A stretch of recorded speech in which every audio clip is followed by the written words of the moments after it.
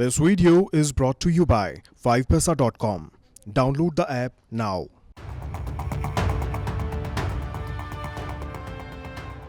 देश के सबसे बड़े प्राइवेट बैंक एचडीएफसी बैंक के पहली तिमाही के नतीजे आ गए हैं। एचडीएफसी बैंक के नतीजे पर कोरोना की दूसरी लहर का असर साफ साफ देखा गया। कोरोना के चलते बैंक के नतीजे उम्मीद से कमजोर रहे।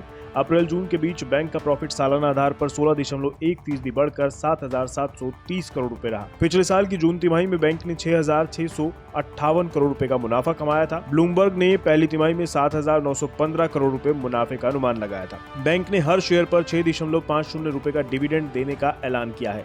एचडीएफसी बैंक की ओर से कहा गया है कि कोविड की दूसरी लहर के चलते जून तिमाही के 2 महीने देश भर में कारोबारी गतिविधियां अस्त व्यस्त रही थी।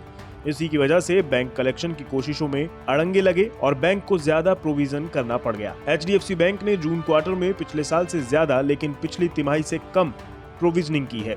बैंक ने पहली तिमाही में 4,220 करोड़ रुपए की प्रोविजनिंग की है, जो पिछले साल की इसी तिमाही में 3,891 थी, जबकि मार्च तिमाही में 4,694 करोड़ रुपए की प्रोविजनिंग की थी। जून तिमाही में बैंक की नेट इंटरेस्ट इनकम यानी एनआईआई सालाना आधार पर 14.4% बढ़कर 17,009 करोड़ रुपए हो गई है। इसका कोर इंटरेस्ट मार्जिन 4.1% रहा। बैंक के टोटल डिपॉजिट में सालाना आधार पर 13.2% का उछाल आया, जबकि इस दौरान लोन ग्रोथ 11.4% रही। बैंक का कासा यानी टोटल लायबिलिटी में करंट अकाउंट और सेविंग अकाउंट का प्रतिशत 45% है, जिससे इंटरेस्ट कॉस्ट कम रखने में मदद मिलती है।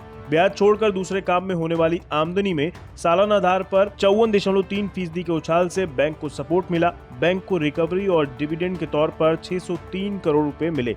कुल मिलाकर बैंक के नतीजे अनुमान से कमजोर रहे, लेकिन आने वाली तिमाहियों में बैंकों को डबल डिजिट ग्रोथ का फायदा मिलने का अनुमान लगाया जा रहा है।